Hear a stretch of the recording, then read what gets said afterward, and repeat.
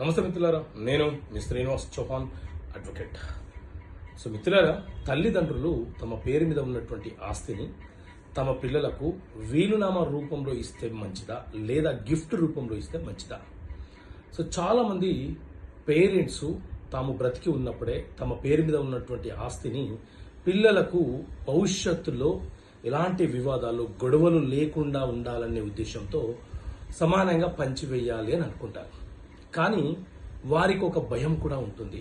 ఒకవేళ అత్యవసర పరిస్థితి ఏర్పడితే మమ్మల్ని ఎవరు చూసుకుంటారన్న భయం, ఆందోళన కూడా ఆ తల్లిదండ్రులు ఉంటుంది. సో నేను చెప్పే ఒక సలహా ఏంటంటే మిత్రులారా, మీరు తల్లిదండ్రులైనటువంటి మీరు కష్టార్జితంతో సంపాదించిన ఆస్తి మీ వద్ద ఉంటే ఆ ఆస్తులకు మీరు హక్కుదారులైతే మీరు మీ పిల్లలకు గిఫ్ట్ డీడ్ చేయడం కంటే వీలునామా చేయడము బెటరు.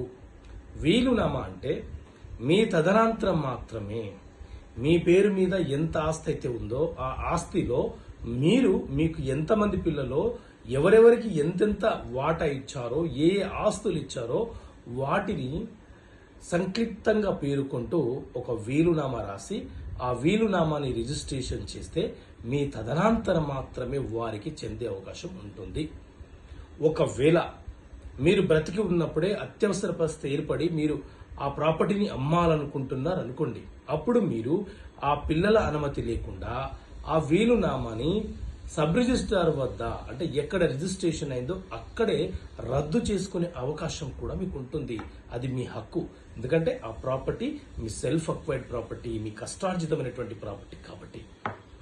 అదే మీరు పిల్లలకు గిఫ్ట్ డీడ్ రూపంలో ఒక్కొక్కరికి ఒక్కొక్క ఆస్తి గిఫ్ట్ రూపంలో ఇచ్చేశారనుకోండి, ఆ తర్వాత అత్యవసర పరిస్థితి ఏర్పడి మీ పోషణకు భారమయ్యే పరిస్థితి ఏర్పడితే పిల్లలు మిమ్మల్ని చూడకపోతే మీరు ఆ గిఫ్ట్ డీడ్ను రద్దుపరచాలంటే లీగల్గా ఒక లెంగ్తీ ప్రాసెస్ ఉంటుంది. మీరు ఆర్డీఓ దగ్గరికి వెళ్ళి అప్లికేషన్ పెట్టుకోవాలి. ఆర్డీఓ గారు వాళ్ళని పిలిపిస్తారు, విచారణ చేస్తారు. ఆ తర్వాత ఆర్డీఓ గారు భరణం చెల్లించమని చెప్పవచ్చు, లేదా రద్దుపరచడానికి కలెక్టర్ గారికి రిఫర్ చేయవచ్చు. అక్కడ రద్దు కాకపోతే తిరిగి మీరు సివిల్ కోర్టులో ఫైల్ చేసుకోవాల్సి వస్తుంది. కాబట్టి మీరు ప్రాపర్టీ పిల్లలకు గిఫ్ట్ రూపంలో కంటే కూడా వీలునామా రూపంలో ఇచ్చే ప్రయత్నమే చేయండి. సో ఇలాంటి చట్టపరమైన అంశాలు మీకు తెలియపరచడం కోసం చట్టపరమైన సమస్యలకు పరిష్కారాలను పుస్తకాన్ని మీ ముందుకు తీసుకొచ్చాను.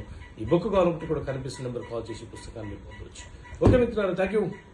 జై హింద్.